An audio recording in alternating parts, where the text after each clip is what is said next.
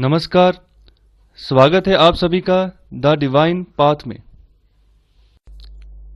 तो चलिए हमेशा की तरह आज के दिन की भी शुरुआत करते हैं द स्पीकिंग ट्री के आर्टिकल के साथ।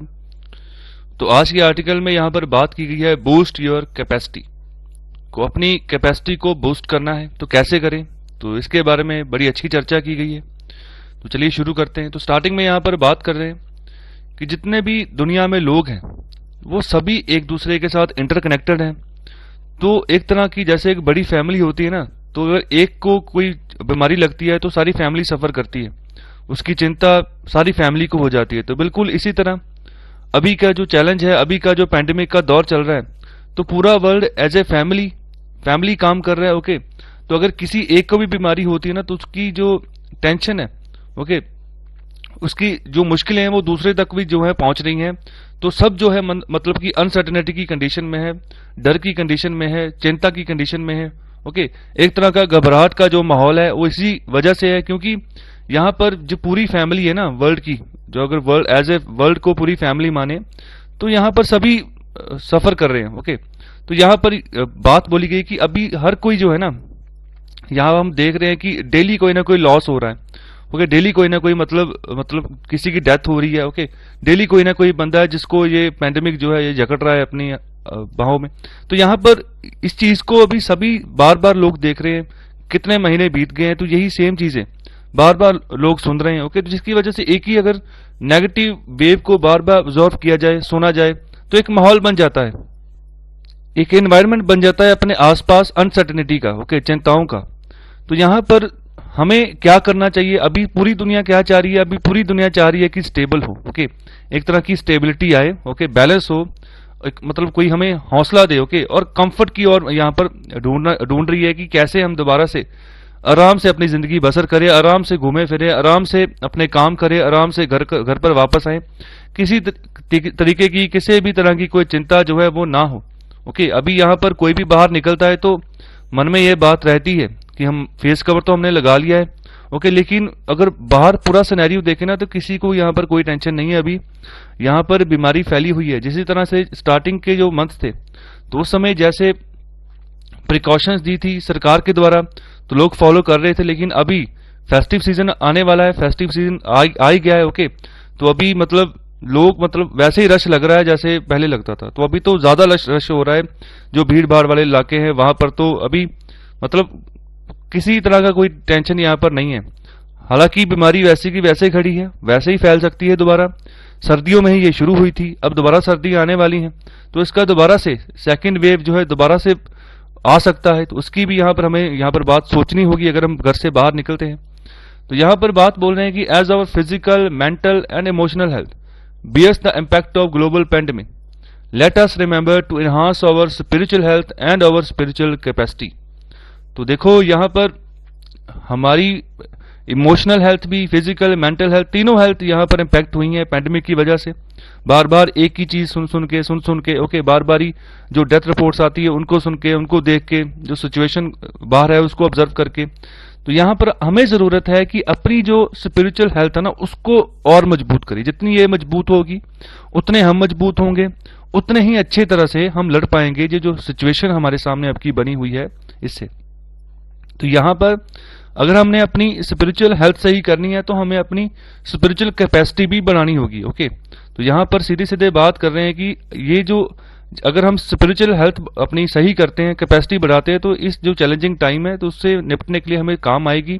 और इसको हम एनहांस करते हैं थ्रू द मेडिटेशन। ओके, जितनी ज्यादा मेडिटेशन करेंगे, ठीक है, उतनी ज्यादा हम अपनी कैपेसिटी बिल्डिंग के ऊपर हम फोकस करेंगे, जो स्पिरिचुअल कैपेसिटी है उसके ऊपर, उतना ज्यादा हमारी कैपेसिटी बढ़ेगी। ओके, बार बार प्रैक्टिस करेंगे तो बार बार जितनी प्रैक्टिस होगी उतने हमें एक्सपीरियंस होगा, उतनी हमारी कैपेसिटी बढ़ेगी स्पिरिचुअल अगर एरा की बात करें। तो आगे हम बात कर रहे हैं कि जो मेडिटेशन है is the means by which we experience the peace, love and stillness within अस।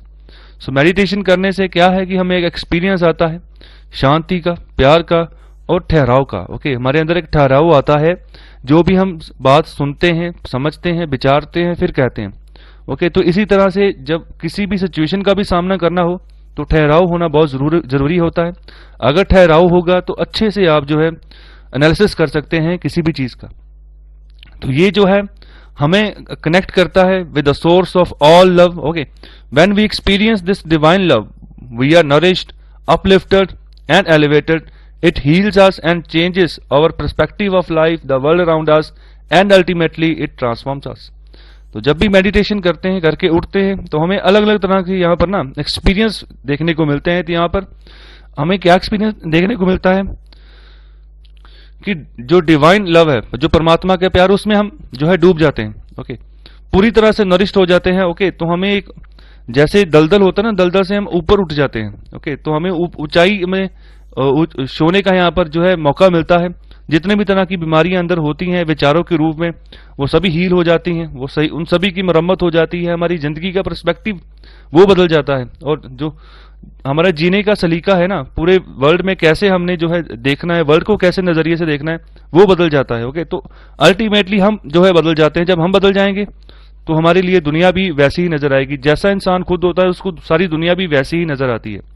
अगर इंसान की सोच बुरी है तो उसको दुनिया भी सारी बुरी नजर आएगी। अगर इंसान भला है तो उसको सारी दुनिया भली नजर आएगी। ओके, तो यहाँ पर हमें भले ही बनना है। ओके, तो यहाँ पर कोशिश करनी है कि मेडिटेशन जो है उसको ज्यादा से ज्यादा बढ़ाया जाए।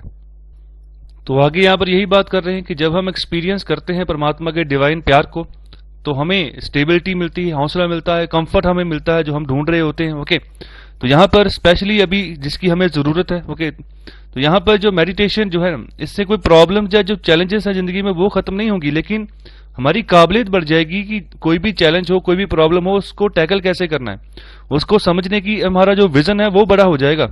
ओके, तो अगर हम स्पिरिचुअल विजडम अपनी इस्तेमाल करते हैं, ओके, तो ये हमें हेल्प करेगी to understand the bigger picture.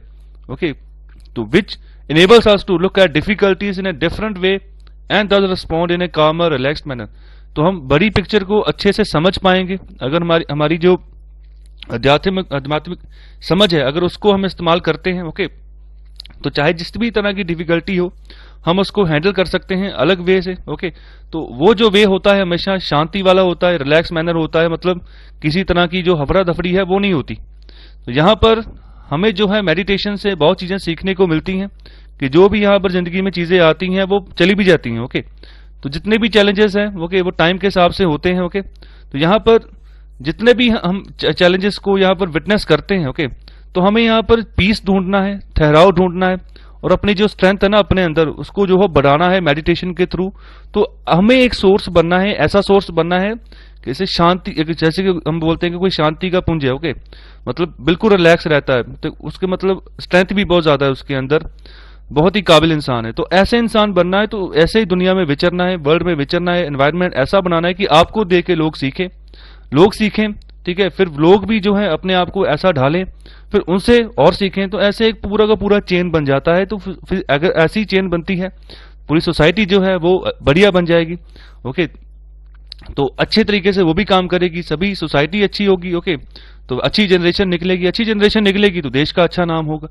तो बहुत ही बढ़िया इंपैक्ट होता है यहाँ पर, अगर हम स्पिरिचुअली भी अपने आप को ठीक करके चलते हैं, अगर कोई भी सिचुएशन हो, कोई भी प्रॉब्लम हो हमारे सामने जिंदगी में।